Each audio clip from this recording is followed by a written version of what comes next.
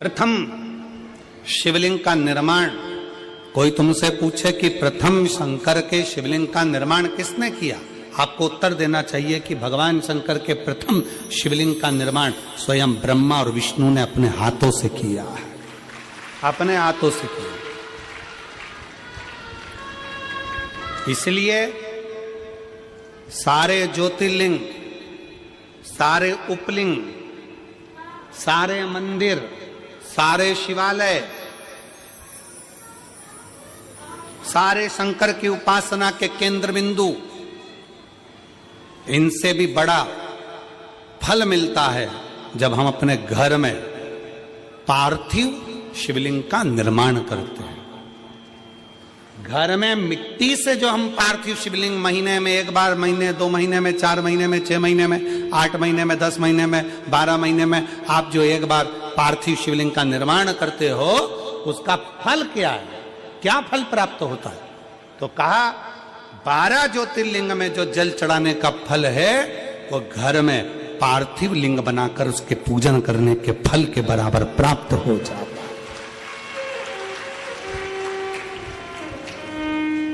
साल में एक बार श्रावण के महीने में, श्रावण की शिवरात्रि पर पूरे भारत में ही नहीं देश और विदेश में भी लोग ऑनलाइन पार्थिव शिवलिंग का निर्माण करते हैं। आप लोग करते हो कि नहीं करते हो? हाथ उठाओ जरा, कौन कौन करता है? सब करते हो? रखो रखो, वापिस रखो। पार्थिव शिवलिंग का निर्माण करते हैं, उसका पूजन करते हैं, आराधना करते हैं।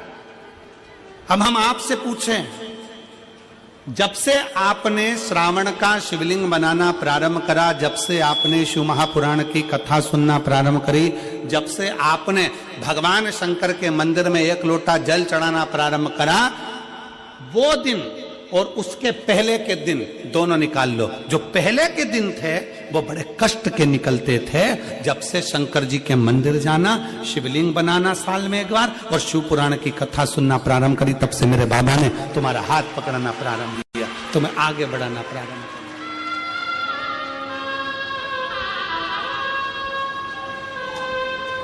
किया। एक पत्र है,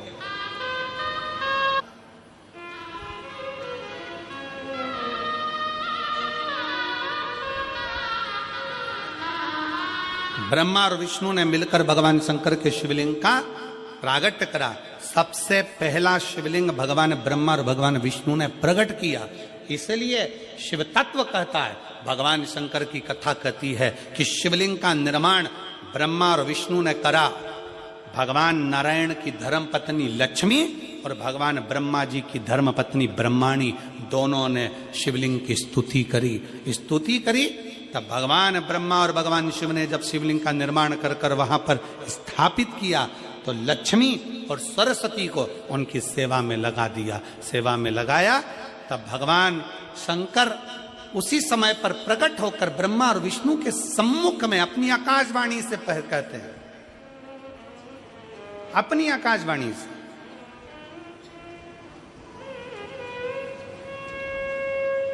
कि हे नारायण, आपने अपनी लक्ष्मी को हमारी सेवा में रखा, ब्रह्मा आपने ब्रह्माणी को अपने हमारी सेवा में रखा, उसका क्रम क्या है?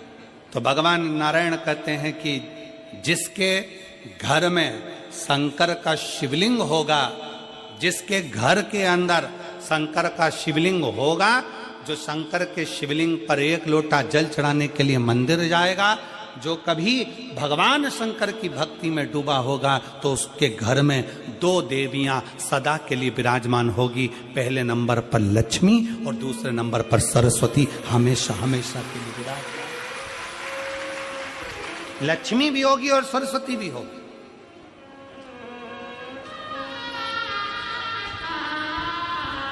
अब दोनों देवियां खड़ी हो गईं। शंकर जी से पूछा, पहले ये बताओ कि सरस्वती जाएगी कि लक्ष्मी जाएगी घर में?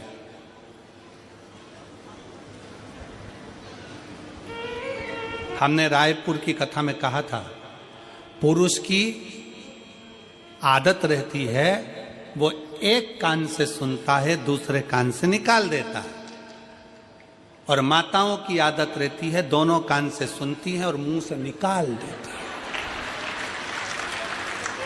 बोल देती है।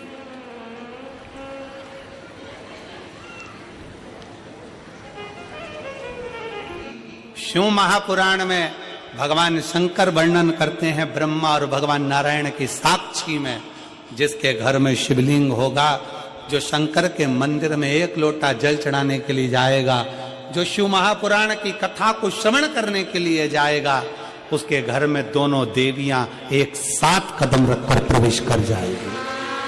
सरस्वती का कदम पड़ेगा, बुद्धि आएगी, विवेक आएगा, और फिर लक्ष्मी का कदम पड़ा तो लक्ष्मी उसके घर में श्रेष्ठता के साथ निवास करेगी। भगवान शंकर पर चढ़े हुए जल का आचमन करना, केवल पीना, 3 ताप को समाप्त कर देता।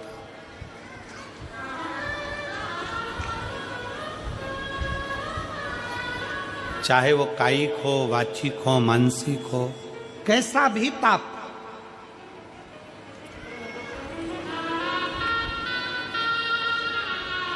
और यदि कोई तुमसे कह दे कि शंकर जी पे चढ़ा हुआ जल नहीं पीना चाहिए, तो उन महाराज जी के चरणों को प्रणाम करो और उनसे कहो अच्छे से शिव पुराण पढ़ो, तुम अच्छे से पढ़ो।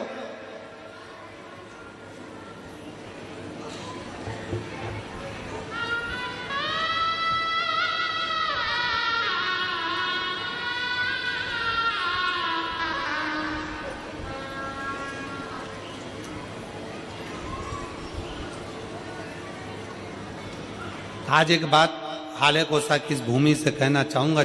हो सकता है कि कई लोगों को काली मिर्ची लग जाए, क्योंकि हमारी बात की जरा काली मिर्ची लोगों को ज्यादा लगती है।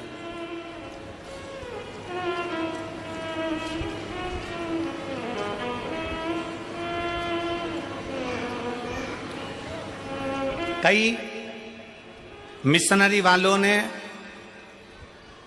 कई बोलने वालों को तैयार किया है, क्योंकि अब उनको मालूम है कि पूरे भारत में गांव-गांव में शंकर जी की पूजन चालू हो गई है, वापिस सनातन धर्म जागृत हो गया और अब ये टूट नहीं रहा। सबको मालूम पड़ गया कि गांव-गांव में शंकर जी का मंदिर हो गया। शंकर जी के मंदिर लोग जाना चालू कर दिए, शिव जी को जल चढ़ाने लगे, घर घर में शंकर की पूजन करने लगे, घर के अंदर शिवलिंग रखने लगे, घर के अंदर शंकर का पूजन करने लगे, लोग एक लोटा जल चढ़ाने लगे, तो टेंशन बढ़ गया। तो उन्होंने कई लोगों को तैयार करा कि हम तुमको मुंह मांगा पैसा देंगे, तुम बस एक काम करना है कि कैसे भी शंकर जी के मंदिर में जाने वालों को भड़काना है कि शंकर पे चढ़ा जल मत पियो, शंकर के मंदिर मत जाओ, एक लोटा जल मत चढ़ाओ। और जो तुमको ऐसा विवेक दे, बुद्धि दे कि शंकर पे चढ़ा हुआ जल नहीं पीना चाहिए, उसको शिव महापुराण गीता प्रेस गोरखपुर की उठाओ, विद्येश्वर संहिता पढ़ाओ।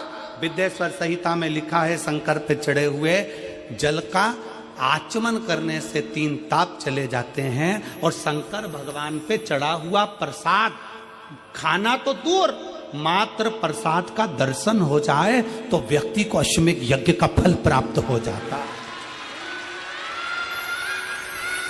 शंकर भगवान का प्रसाद खाना तो बहुत दूर, शंकर जी पे चढ़े हुए प्रसाद का मात्र दर्शन हो जाए तो व्यक्ति को यज्ञ, अश्वमेध यज्ञ का फल प्राप्त हो जाता है।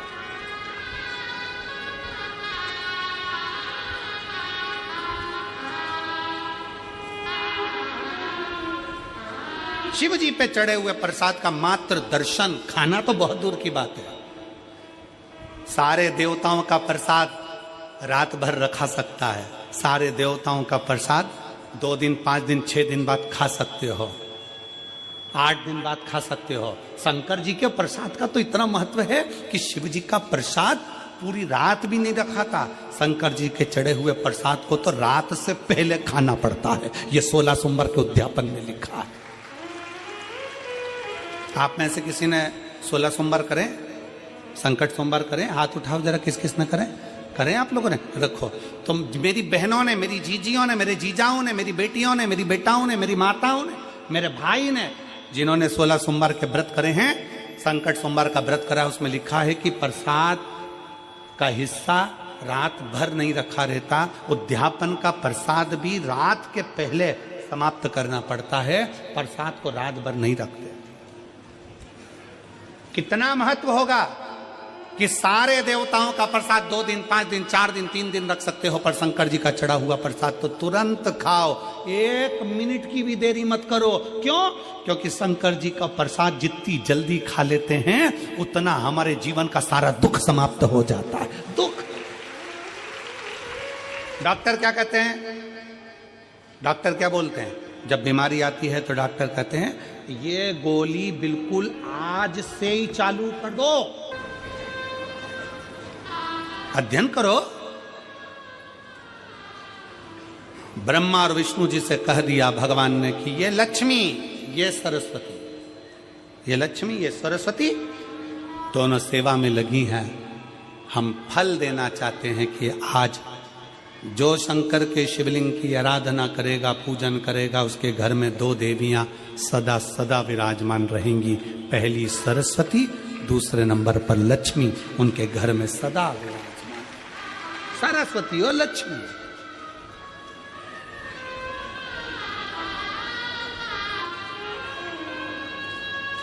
एक देवी का फूल होता है,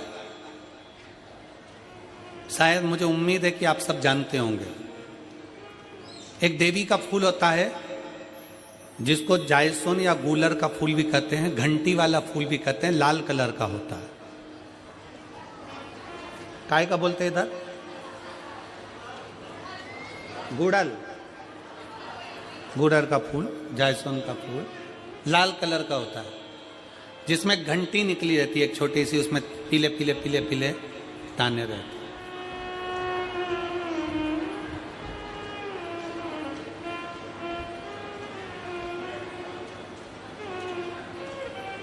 अगर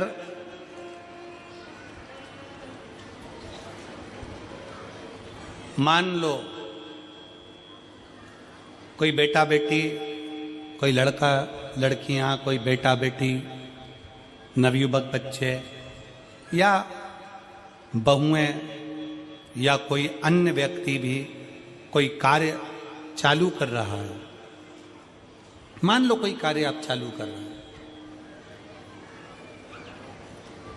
एजुकेशन के लिए बढ़ रहे हैं, या आपने कोई लक्ष्य बनाया है कि मुझे इस कंपटीशन एग्जाम में बैठना है, इस कंपटीशन एग्जाम में बैठना है और मेरा इसमें पास होना जरूरी है, और मैं जो चीज पढ़ती हूं ना मैं भूल जाती हूं, मैं अध्ययन करता हूं और भूल जाता हूं। कई माताएं भी ऐसी हैं 40 45 50 साल 60 साल की हो गई, 60 70 साल की हो रही हैं, कई बार कह देती मेरी याददाश्त ठीक नहीं है, मैं कोई सामान रखती हूँ भूल जाती हूँ, मेरी याददाश्त में नहीं रहती। कोई भाई भाई लोग कह देते हैं मेरी याददाश्त में नहीं रहता, भूल जाता हूँ। कोई कहकर गया मुझसे बात कर लेना और मैं भूल गया कि मेरे को उससे बात करना था। कई बार मुझे मनी मंजिल तक पहुंचना है। तो शिव महापुराण की कथा कहती है आप अपने परिश्रम को 4 गुना बढ़ाओ, मेहनत 4 गुना करो, पढ़ाई 4 गुना करो, अध्ययन 4 गुना करो, दिन रात एक कर दो। और साथ में जो अशोक सुंदरी की जगह है, ये शिवलिंग समझ लेना जरा, ये जलाधारी पार्वती जी का हस्त कमल, ये शिवलिंग, ये जलाधारी, और यहां से जल बहता है। राइट में गणेश जी, लेफ्ट में कार्तिकेय जी, और बीच में जम के बोलो जरा अशोक सुंदरी। ये बीच की जगह जो घंटी वाला फूल होता है, जिसको आप लोग जायसोन बोले कि आपके क्षेत्र में गुलर बोले, देवी जी को चढ़ता है। देवी जी का अति प्रिय पुष्प है, माता रानी का वो लाल पुष्प अति प्रिय। उसी पुष्प को ये बेलपत्र की जो डंडी होती है, बेलपत्र की जो डंडी का भाग होता है, उस घंटी का भाग उसी डंडी की ओर होना चाहिए। जैसे फूल की जो अंदर की घंटी जो निकली हुई है, उसका भाग ऐसा डंडी की ओर होना चाहिए। मतलब आपको बेलपत्री पर ये फूल को इस तरह से रखना पड़ेगा, मतलब उसका जो घंटी का भाग है। हाँ लाइए जरा फूल लाओ, जेरा फूल मिल गया वो।